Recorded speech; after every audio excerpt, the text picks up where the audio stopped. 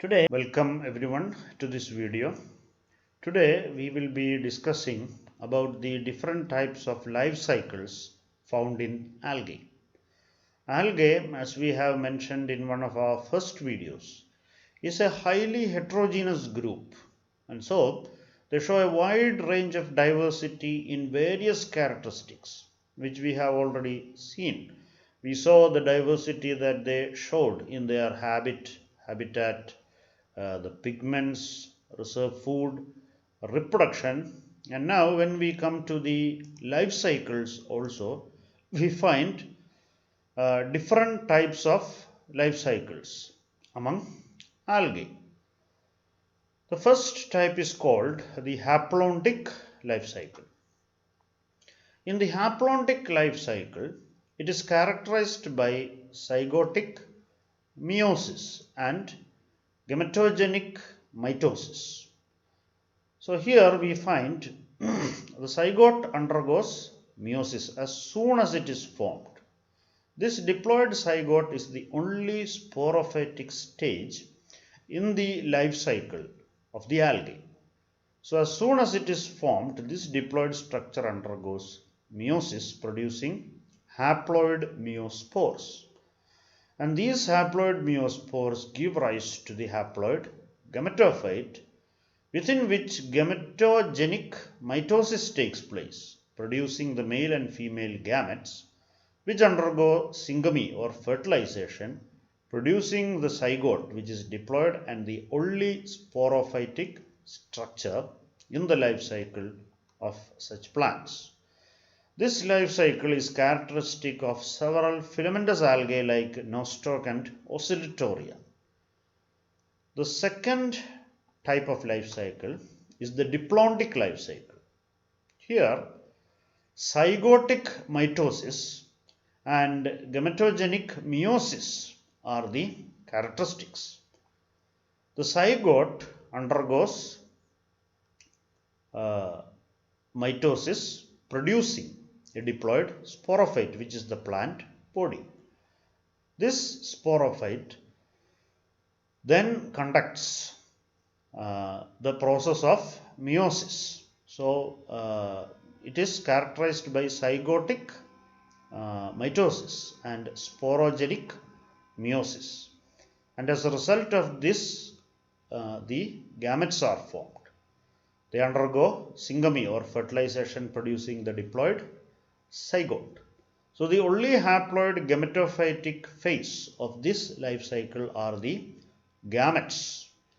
The whole plant structure here is the sporophyte. Large algae like fucus or sargassum show diplontic life cycle. The third type is the diplohaplontic life cycle. Here we find two distinct diploid and haploid phases which are having distinct structures. So the sporophyte and gametophyte are independent of each other and are represented by two different plant structures. Here the zygote, which is diploid, gives rise to the diploid multicellular sporophyte, which is a sporophytic structure.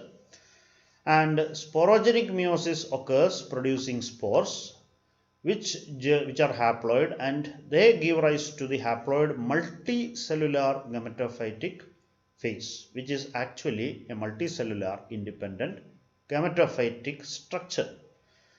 Gametogenic mitosis takes place, giving rise to the haploid gametes, which then fuse to form a diploid zygote.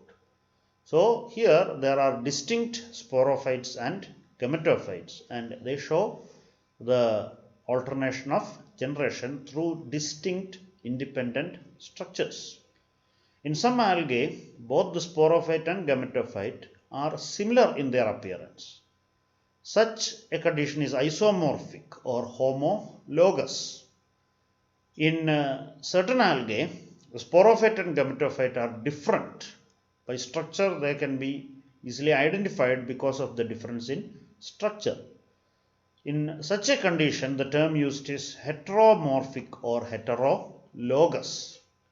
So here the sporophyte and gametophyte are distinct in their structure. The fourth type is haplobiontic. Here, zygotic meiosis takes place, producing a haploid structure representing a gametophyte, which is called the carposporophyte. On the carposporophyte, the carposporangia produce and release haploid carpospores, which develop again into a second multicellular haploid gametophytic structure. So we find two haploid stages in this life cycle. And the second gametophytic multicellular structure produces the gametes through gametogenic mitosis. Fusion takes place, producing a diploid zygote. Here, the only diploid phase or sporophyte is the zygote, and it is followed by the haploid stage represented by gametophytes. But here, there are two haploid structures, one after the other, and so this is haplobiontic.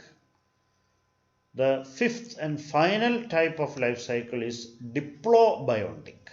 Here, the diploid zygote undergoes zygotic mitosis, producing a diploid carposporophyte. This releases the diploid carpospore that develop into a second diploid sporophytic structure called the tetrasporophyte.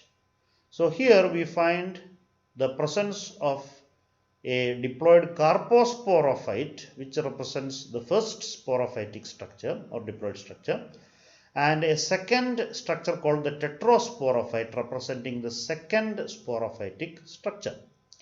The tetrasporophyte undergoes meiosis in some of its cells, producing haploid tetraspores, which are capable of germinating into separate male and female gametes, which are obviously haploid, and each of these separate gametes produce the separate male and female sex organs, which in turn give rise to separate gametes. So here gametogenic mitosis occurs, and finally the gametes fuse to form the diploid zygote.